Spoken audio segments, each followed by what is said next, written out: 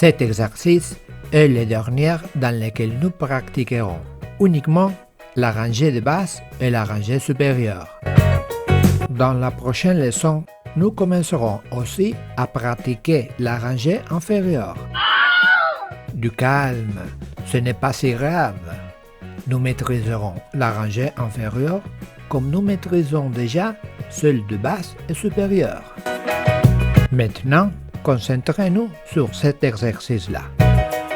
Lorsque vous aurez réussi cet exercice, si vous êtes inscrit, vous pourrez cliquer sur les boutons Données, puis sur les boutons Touche pour voir précisément cela.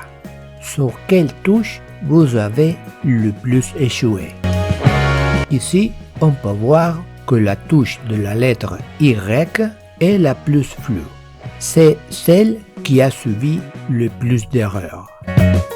En appuyant sur les boutons Signes, nous verrons aussi comment la lettre Y ressort. Et que devions-nous faire? Pratiquer la lettre Y avec enthousiasme. Répétez plusieurs fois le mouvement du doigt index pour qu'il soit bien enregistré dans notre cerveau. Aimez-vous ces cours? Offrez-moi un café.